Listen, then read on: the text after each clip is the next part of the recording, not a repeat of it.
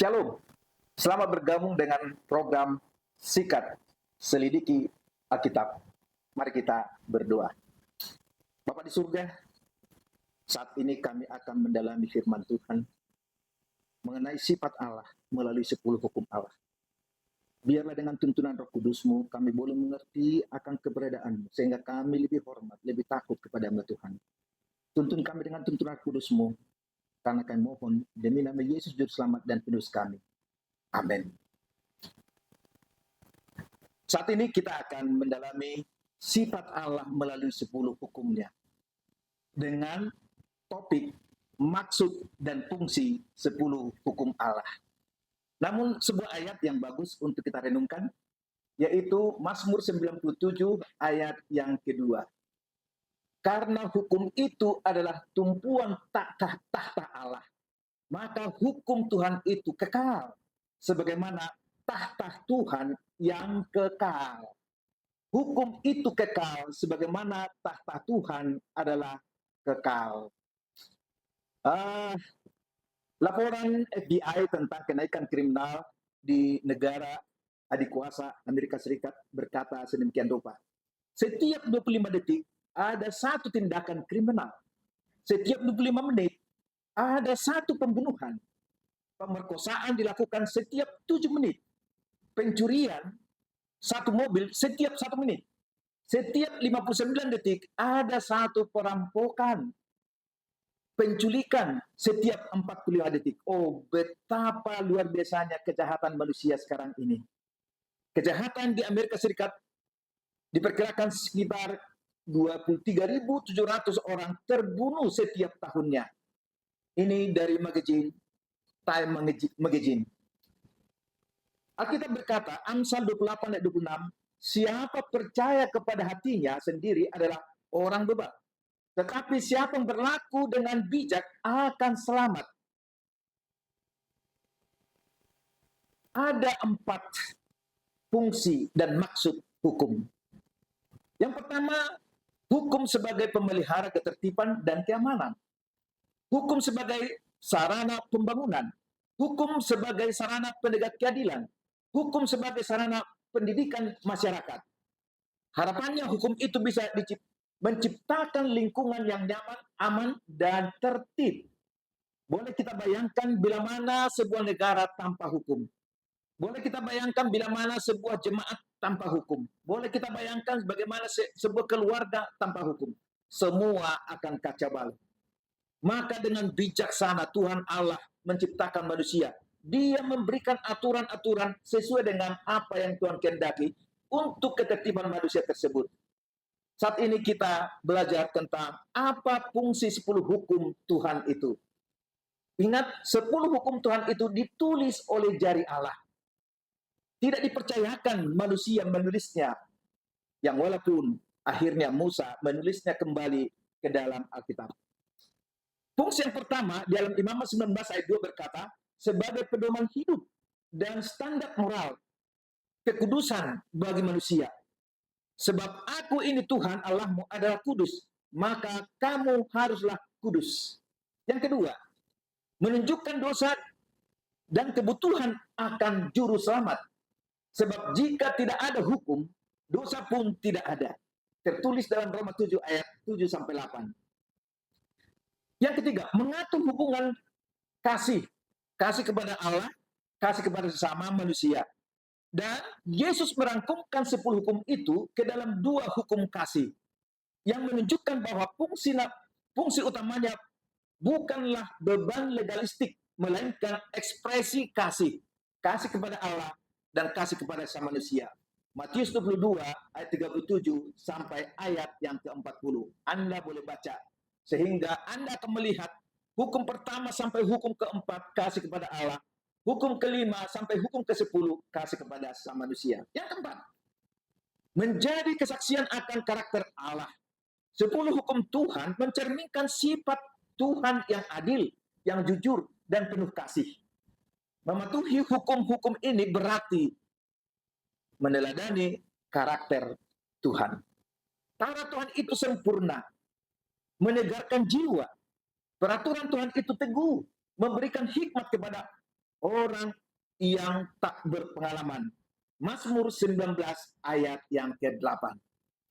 Baik, yang kelima, sebagai tanda perjanjian. Dan ia memberitahukan kepada perjanjian yang diperintahkannya kepada manusia untuk dilakukan, yakni ke-10 firman, ke-10 hukum. Dan ia menuliskan pada 2 loh batu. Tertulis dalam Imamat, maksud kami Keluaran pasal 31 ayat yang ke-18 dan Keluaran pasal 32 ayat 15 dan ayat yang ke-16.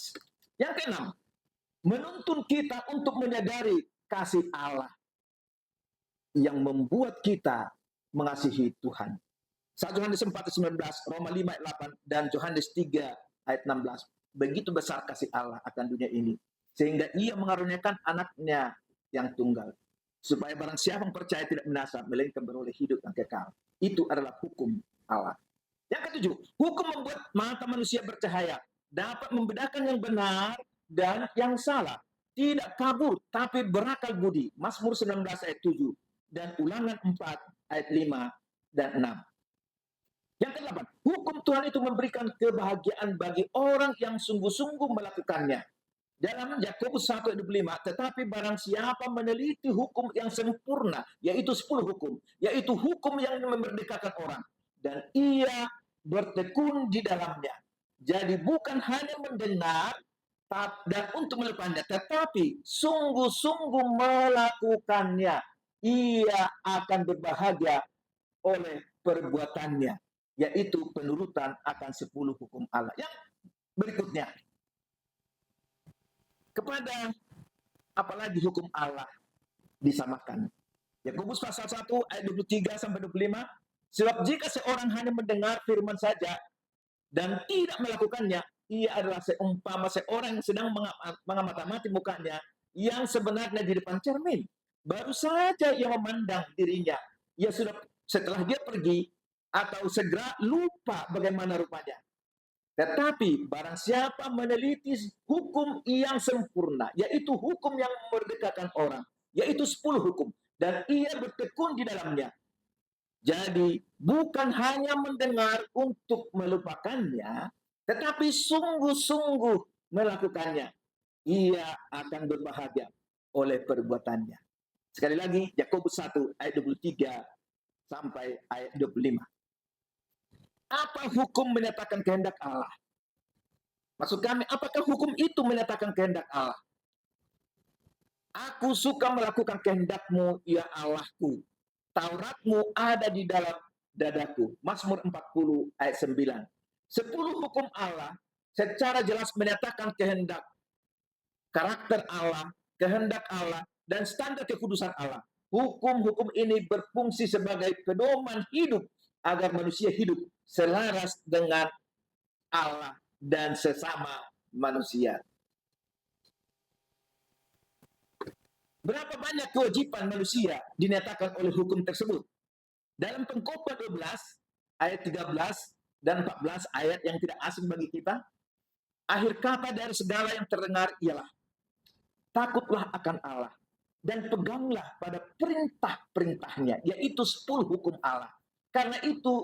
Karena ini akan membawa setiap perbuatan kepada pengadilan berlaku atas segala sesuatu yang ada tersembunyi, entah itu baik, entah itu jahat. Itu sebabnya Yesus berkata, Yohanes 14 ayat 15, jikalau kamu mengasihi aku, kamu akan menuruti segala perintahku. Nah, apakah hukum Allah ada hubungannya dengan pertobatan manusia? Perhatikan Mazmur 19 ayat yang ke-8. Taurat Tuhan itu sempurna, menyegarkan jiwa. Peraturan Tuhan itu teguh, memberikan hikmat kepada orang yang berpengalaman. Sungguh indah bukan? Bahwa hukum Allah itu berhubungan erat dengan karakter manusia. Bagaimana hubungan 10 hukum Allah dengan penghakiman? Nah, ini menarik. Di dalam Yakobus pasal 2 ayat 12, 10 hukum Allah adalah standar yang olehnya semua manusia dihakimi. Dan untuk alasan itu Yakobus berkata demikian, berkatalah dan berlakulah seperti orang-orang yang akan dihakimi oleh 10 hukum Allah yang memerdekakan orang. Wow, sangat indah. 1 Yohanes 5 ayat 3 berkata demikian. Yohanes mengatakan, sebab inilah kasih kepada Allah, yaitu bahwa kita menuruti perintah-perintahnya, yaitu 10 hukum Allah. Yohanes 15 ayat 14, kamu adalah sahabatku, kata Yesus, jikalau kamu berbuat apa yang kuperintahkan kepadamu. Artinya, penurutan kepada hukum Allah adalah merupakan bukti kasih kita kepada sesama manusia. Kesimpulan, fungsi 10 hukum Allah bagi manusia adalah sebagai pedoman hidup mutlak untuk mengasihi Tuhan dan mengasihi sesama manusia. Sebagai cermin moral untuk menyadari keberadaan dosa, serta batasan etika agar manusia itu hidup tertib, aman, dan damai dalam kehendak Allah. Tidak sembarangan, tidak sesuka-sukaku. Hukum itu adalah pedoman kasih, menjadi standar baku bagi perilaku manusia, yakni hukum yang pertama mengatur hubungan vertikal antara Allah dan manusia, yaitu hukum pertama sampai hukum keempat. Dan hukum yang berikut mengatur hubungan horizontal dengan sesama manusia, yang disebut kasih kepada sesama manusia. Hukum itu merupakan cermin moral dan kesadaran akan dosa, sebagai alat ukur rohani agar manusia menyadari ketidaksempurnaannya dan mengakui keberadaan dosa, sehingga menuntun manusia itu untuk hidup dalam pertobatan.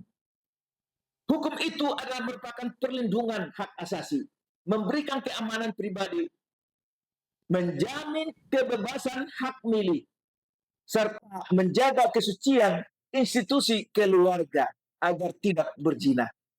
Landasan etik hukum itu juga landasan etika universal, berfungsi sebagai hukum konstitusional yang menjaga ketertiban masyarakat dari kekacauan akibat pelanggaran moral. Semoga dengan pendalaman Alkitab ini menjadi pelajaran yang baik bagi kita, yaitu sikap selidiki Alkitab. Ayat yang terakhir, Mazmur 19 ayat 8 sampai 12. Ini sangat bagus. Kita renungkan bersama. Mazmur 19 ayat 8 sampai 12. Taurat Tuhan itu sempurna, menyegarkan jiwa. Peraturan Tuhan itu teguh, memberikan hikmat kepada orang yang tak berpengalaman. Kita Tuhan itu tetap menyukakan hati. Perintah Tuhan itu murni, membuat mata bercahaya. Takut akan Tuhan itu suci, tetap ada untuk sesamanya. Hukum-hukum Tuhan itu benar, adil semuanya. Lebih indah daripada emas, bahkan daripada perak emas tua. Dan lebih manis daripada madu, bahkan daripada madu tetesan dari sarang lebah. Lagi pula, hamba-Mu diperingatkan oleh semuanya itu, dan orang yang berpegang kepadanya, maksudnya berpegang kepada hukum Allah, mendapat upah yang besar, yaitu kehidupan yang kekal dalam kerajaan surga. Semoga pemirsa sikap selidiki Alkitab mendapat hikmat bagaimana kita menuruti hukum, dan fungsi hukum itu adalah demi kebaikan kita sendiri. Mari kita berdoa. Bapa di surga, terima kasih Tuhan, melalui tuntunan Roh Kudus-Mu, jamah hati masing-masing kami yang mendengarkan akan pekabaran ini, sehingga firman-Mu ini menjadi rema dalam kehidupan kami. Kami akan menuruti akan kehendak Tuhan, dan kami akan mengagumi bagaimana hukum itu membawa hidup kami lebih sempurna di dalam Tuhan. Terima kasih ya Tuhan, ampuni kami segala dosa kami. Di dalam nama Yesus kami berdoa. Sikap selidiki Alkitab, bagikan kepada sesama. Anda akan diberkati. Tuhan Yesus memberkati. Amin.